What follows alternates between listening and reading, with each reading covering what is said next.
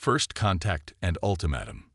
The Valadorian Empire's flagship, Eternal Dawn, emerged from hyperspace at the edge of Sol system, its crystalline hull reflecting the distant sun's light in prismatic patterns.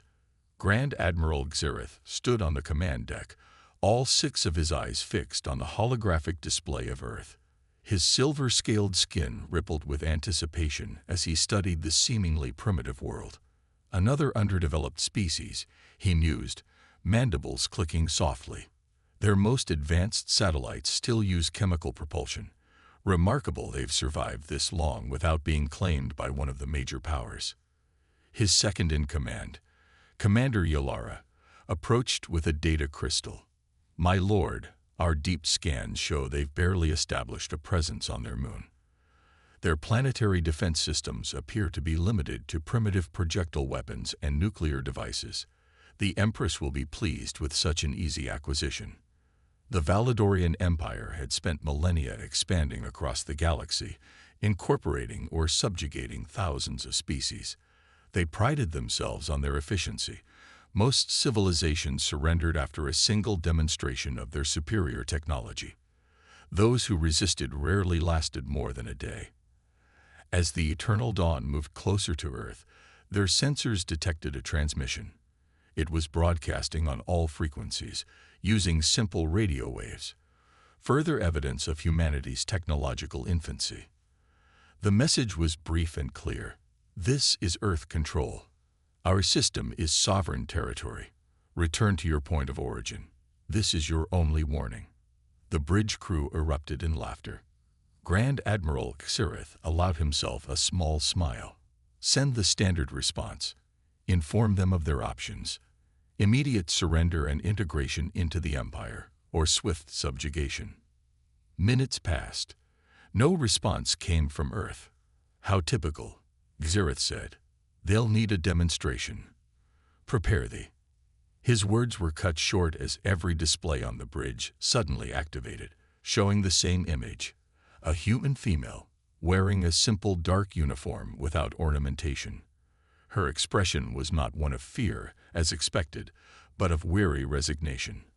"I am Admiral Sarah Chen, Earth Defense Command. Since you've chosen to ignore our warning, I'm obligated to give you context before what happens next. Humanity has watched the galaxy for centuries through means you clearly haven't detected.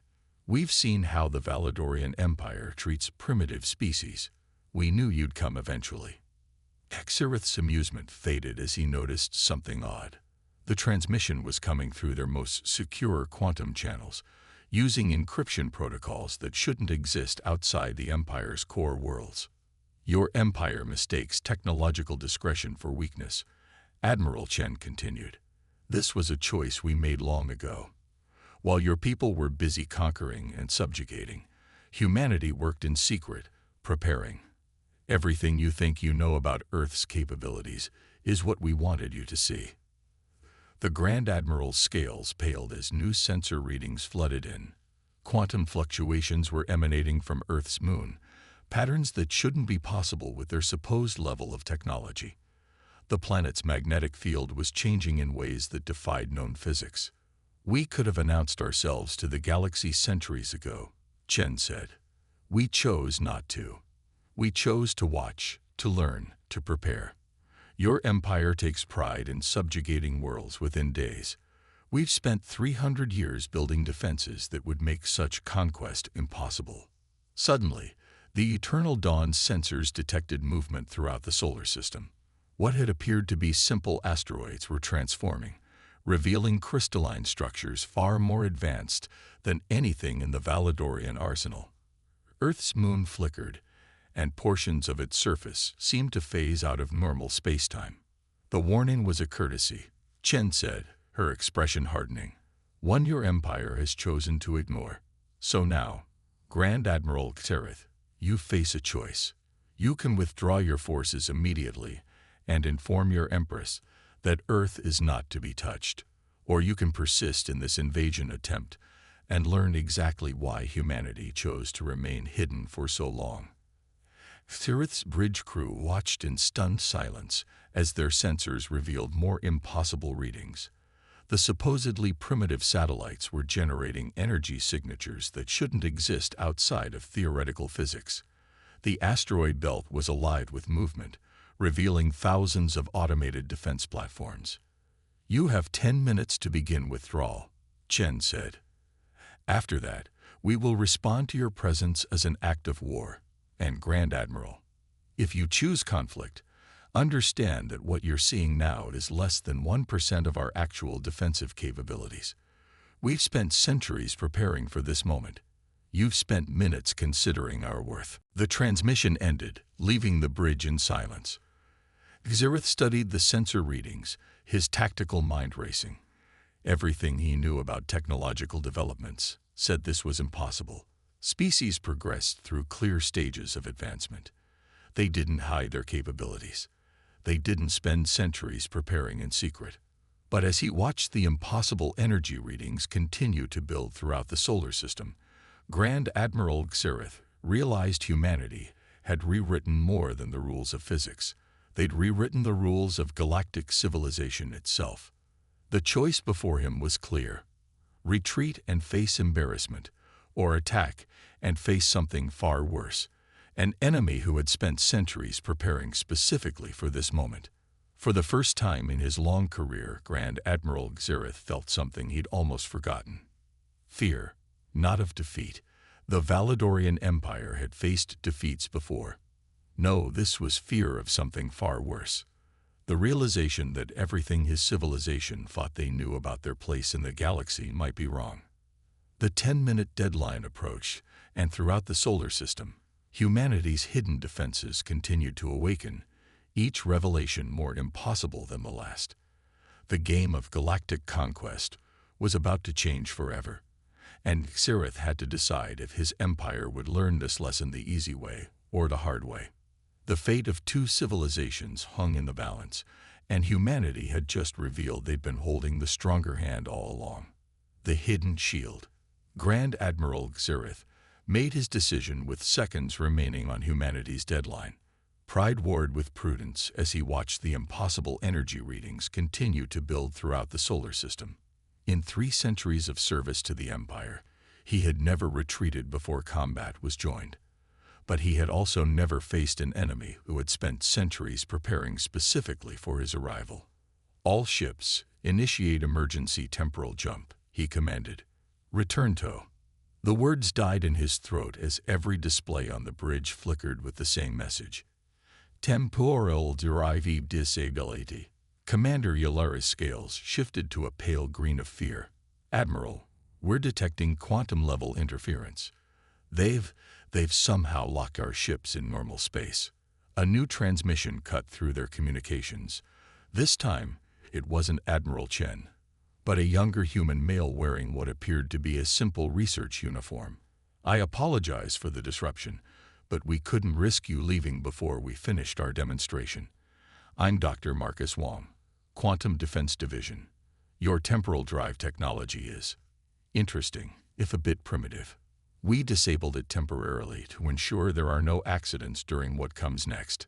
Throughout the solar system, what had appeared to be normal space began to shift.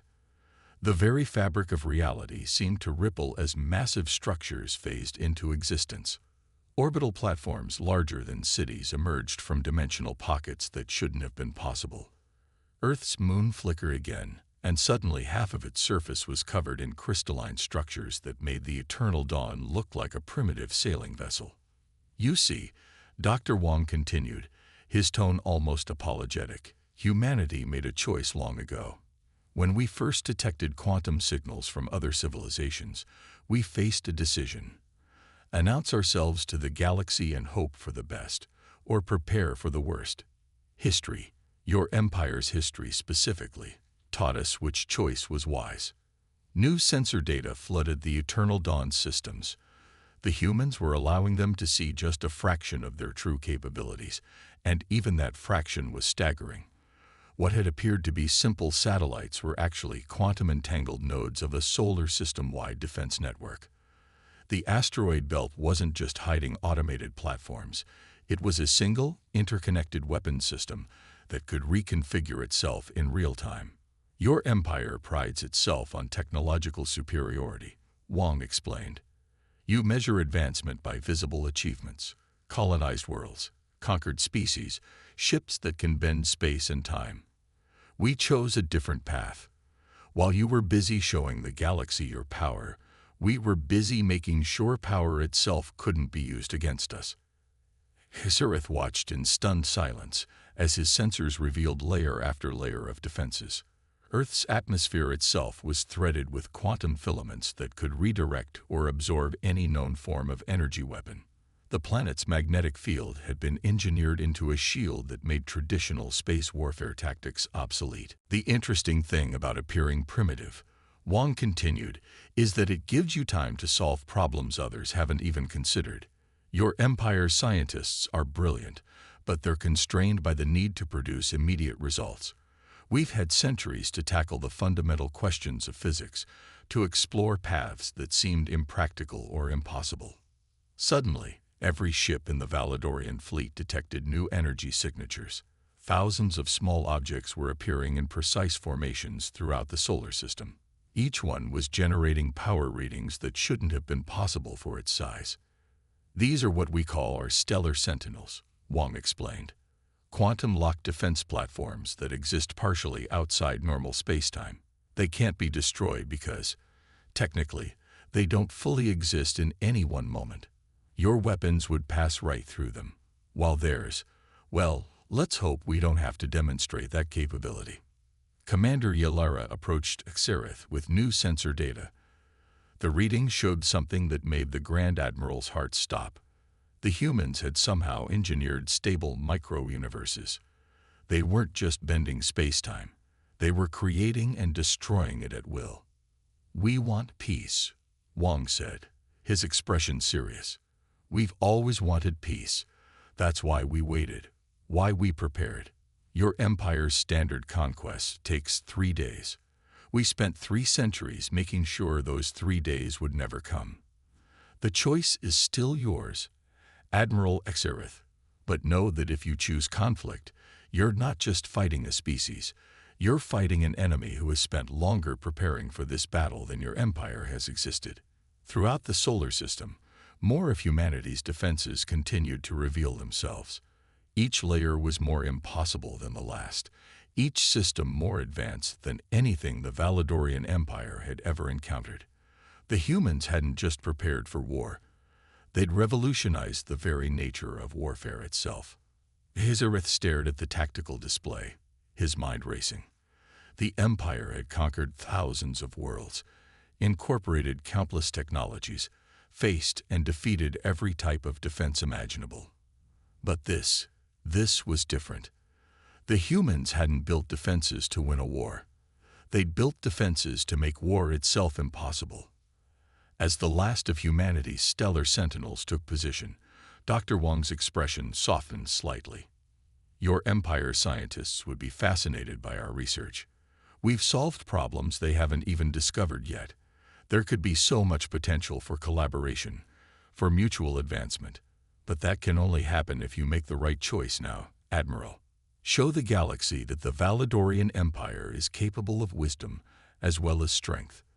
The bridge of the eternal dawn fell silent as Exareth faced the most important decision of his career. Everything he knew about warfare, about empire, about the very nature of civilization, had been challenged in the span of minutes. And somehow, he knew that this was only the beginning of humanity's surprises. Turning the tide. Pride had been the downfall of many great leaders throughout galactic history. As Grand Admiral Exareth watched his fleet's weapons dissolve harmlessly against Earth's quantum shields, he realized he was about to become another cautionary tale in that long list. Despite everything they'd seen, despite every warning, he had given the order to attack. The eternal dawn shuddered as another defense system revealed itself. This time, it wasn't just advanced technology. It was something that shouldn't have been possible at all. "Fascinating choice, Admiral." Dr. Wang's voice came through their systems again. "Though not unexpected, we've studied your species extensively. The Valadorian drive for conquest is literally coded into your genetics after millennia of selective breeding. We actually calculated a 94.3% probability that you would attack even after our demonstration. The space around Earth rippled like water. Quantum filaments that had been invisible moments before began to glow with impossible energy. The human defense systems weren't just stopping the Valedorian weapons.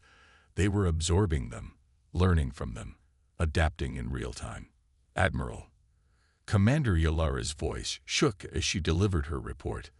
The humans, they're not just defending. Their systems are evolving.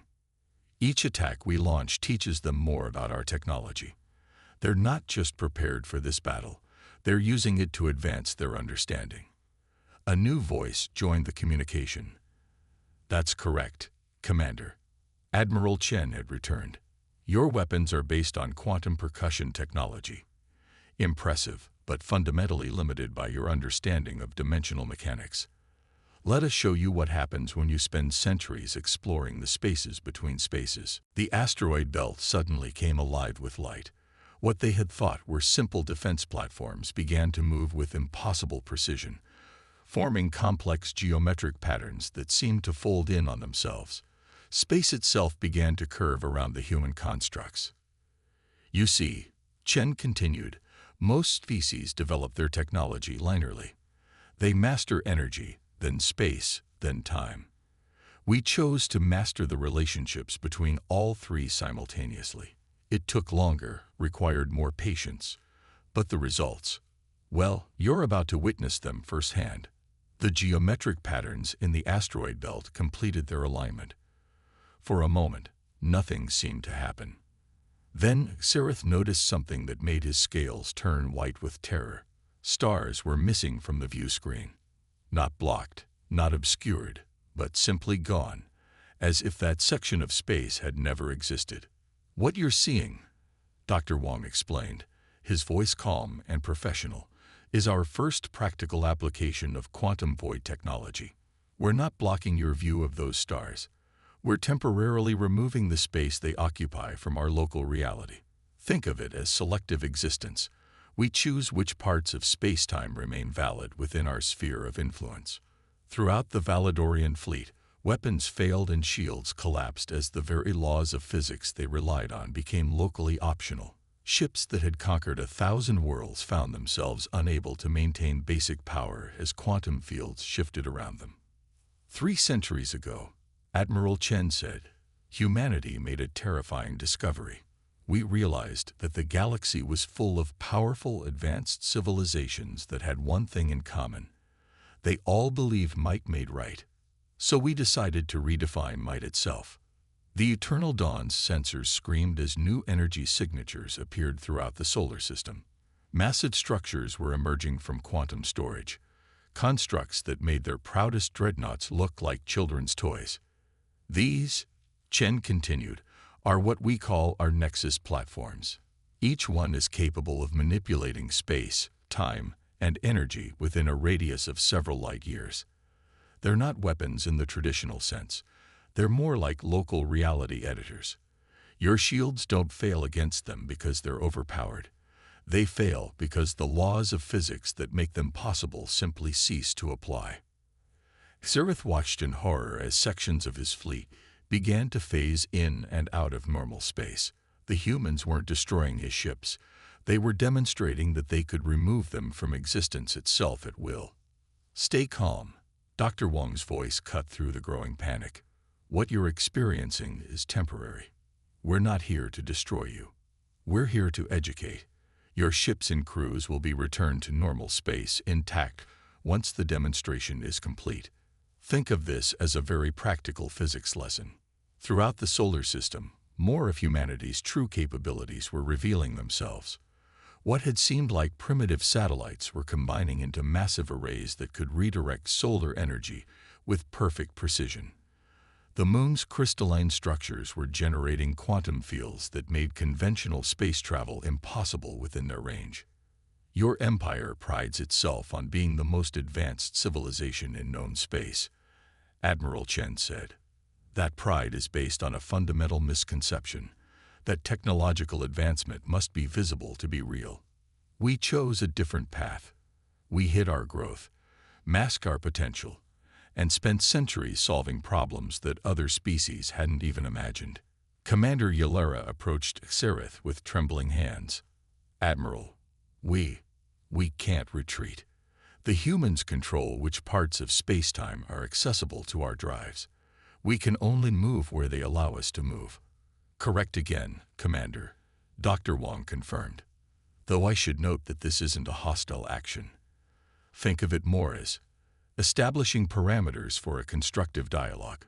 We need to have a serious discussion about the future relationship between Earth and the Valedorian Empire, and we want to ensure everyone remains focused on the conversation." The pride of the Valedorian fleet hung motionless in space, their most advanced technology rendered meaningless by an enemy who had spent centuries preparing for this exact moment. They had come expecting to find primitives ready for conquest. Instead, they had found something far more dangerous, a civilization that had chosen to appear weak while making itself stronger than any empire could imagine.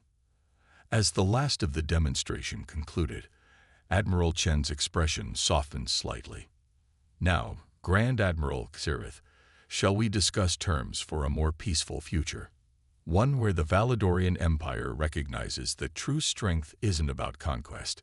It's about the wisdom to know when not to fight at all." The counter-strike.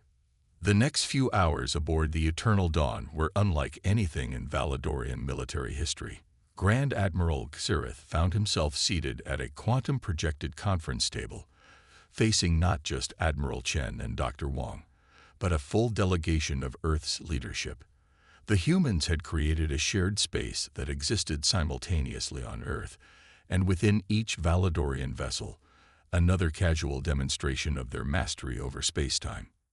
"Let's be clear about something," said a new human, introducing herself as Director Helena Martinez of Earth's Diplomatic Corps. "What you've witnessed today isn't just about defending Earth. It's about fundamentally changing how galactic civilizations interact." The quantum space conference room shifted, showing a real-time holographic display of the galaxy. Thousands of points of light represented various civilizations, with the Valedorian Empire's territory highlighted in purple. "Your empire," Martinez continued, "has spent millennia expanding through conquest. We're here to show you a better way. Not through force. You've already seen we have more than enough of that, but through understanding." Suddenly, new points of light appeared throughout the galaxy map. Hundreds of them, then thousands, all pulsing with a soft blue glow. Xerath's scales rippled with shock as he realized what he was seeing. "Yes," Dr. Wong confirmed, noting the Admiral's reaction. "Those are all human observation posts. We've been everywhere, watching, learning, understanding. Not just technology, but culture, society, the fundamental patterns of civilizational development." Admiral Chen touched a control, and the map zoomed in on a sector of space that had recently been devastated by a conflict between minor powers. 3 months ago, 2 species in this region were about to annihilate each other over mining rights to a single star system. A mysterious force temporarily disabled their weapons, giving their diplomats time to actually talk. That was us. The map shifted again, showing another region. 6 months ago, a plague was about to wipe out an entire civilization. An unexplained technological breakthrough led to a cure. That was also us. Martina's expression was both proud and somewhat sad. "We've been quietly shepherding galactic civilization for centuries, preventing catastrophes, guiding development, all while appearing to be nothing more than primitives on a backwater world." Xerath found his voice. "Why reveal yourselves now? Why not continue your hidden manipulation of galactic affairs? Because it's time for the next phase." A new voice joined the conversation. An elderly human male appeared, introducing himself as Professor James Chen, Earth's Chief of Strategic Planning. "We've spent centuries building a foundation. Now we need partners to help build something new." The holographic display shifted again, showing mathematical models of galactic development. "Your empire's approach to civilization is fundamentally flawed," Professor Chen explained. "Conquest and subjugation create temporary stability, but guarantee eventual collapse. We've run the simulations millions of times. No empire based on force has ever lasted more than a few thousand years. But a civilization built on mutual advancement and shared knowledge, that can last forever. Which brings us to why you're here, Admiral Chen said, her expression serious. Your empire is approaching a critical point. Within the next century, you would have faced a cascade of rebellions, technological stagnation, and eventual collapse. We're offering you a chance to be part of something better. The quantum space rippled again, and new images appeared, designs for technologies that made even the Eternal Dawn's most advanced systems look primitive. These are just the beginning, Dr. Wang said. Quantum engineering that could solve your empire's energy crisis, transportation systems that would make your temporal drives obsolete, medical advances that could extend your species' lifespan by centuries. But Director Martinez interjected, these advances come with conditions. The age of conquest must end. Your empire must transition from subjugation to cooperation. We're not asking you to give up your power. We're offering you a chance to redefine what power means. Throughout the Valedorian fleet, crews watched in amazement as more of humanity's capabilities were revealed. The humans weren't just showing off their technology. They were offering a complete blueprint for a new kind of civilization. Your empire stands at a crossroads, Professor Chen said, his voice carrying the weight of centuries of observation. You can cling to the old ways and face inevitable decline, or you can join us in building something unprecedented. A galactic civilization based on knowledge, cooperation, and mutual advancement. Xerath studied the data before him. Everything the humans had shown them was verifiable. Their predictions of the Empire's future matched patterns his own analysts had begun to notice. They weren't just offering technology. They were offering salvation from a fate his people hadn't even fully recognized was coming. And if we refuse? He asked, though he already suspected the answer. Admiral Chen's expression remained neutral. Then we continue our original strategy. Earth remains off-limits, protected by defenses you cannot overcome. We continue our hidden guidance of galactic affairs, and your empire follows the path to its inevitable end, becoming nothing more than a cautionary tale in the history of a galaxy that learned to evolve beyond conquest. The quantum space hummed with potential as Xerath faced the most important decision in his empire's history. The humans had spent centuries preparing not just for war, but for peace, a peace built on foundations so advanced that they redefined the very meaning of civilization itself. The choice, as always, Director Martinez said softly, remains yours. But remember, we didn't spend 3 centuries preparing for this moment, just to maintain the status quo. We're offering your empire a chance to be part of the greatest transformation in galactic history, a new galactic order. 1 year after the failed invasion of Earth, Grand Admiral Xerath stood before the Valedorian High Council, presenting his final report on what historians were already calling the Great Awakening. The crystalline chambers of the Imperial Palace, once a symbol of unchanging power, now hummed with newly installed quantum technology, a gift from their human allies. The integration proceeds beyond our most optimistic projections. Xerath announced, his scales now bearing the blue-silver markings of an ambassador of peace, a new rank created specifically for the transformed empire. In just 12 months, the implementation of human quantum engineering has increased our energy efficiency by 8,000%. Poverty within our core worlds has been reduced to negligible levels. Average lifespan projections have doubled. The Empress herself, attending via quantum projection from a diplomatic summit on Earth, nodded in approval. Her own transformation from a ruler of conquest to a leader of progress had inspired similar changes throughout the empire. And what of the resistance? Asked First Speaker Kellax, one of the few council members who had initially opposed the changes. Those who claimed we betrayed our heritage by accepting human guidance. A new voice answered, Dr. Wang, now a regular presence in Valedorian governance. Resistance drops significantly when people understand they're not losing power, but gaining knowledge, he said, stepping through a quantum portal as naturally as walking through a door. Your empire isn't becoming weaker. It's becoming something that transcends traditional concepts of strength. The holographic displays around the council chamber updated, showing the progress of what the humans called the Galactic Renaissance. Throughout Valedorian space, weapons platforms were being converted into research centers. Warships were being retrofitted with quantum drives that made military use irrelevant. When you could simply step between stars, the concept of territorial conquest became meaningless. The most fascinating aspect, Director Martinez added, appearing alongside Dr. Wong, has been watching how quickly your people adapted once they understood the true implications. Your species' drive for conquest has been redirected into a hunger for knowledge. You're exploring the universe instead of trying to own it. The council chamber's quantum field rippled as Admiral Chen joined the gathering. Her presence was now welcomed throughout the Empire, a symbol of the change in relations between their civilizations. Show them the Lambda sector data, she suggested. New holographs appeared, displaying a region of space that had once been a contested border zone.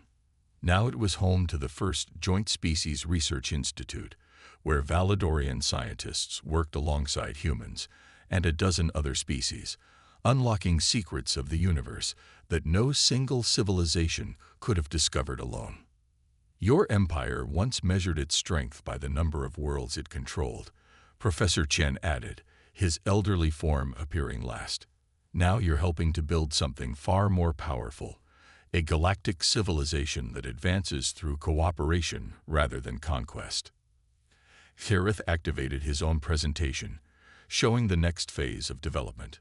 The quantum integration networks are expanding beyond our original projections. Species that once feared us now seek our guidance in joining the network.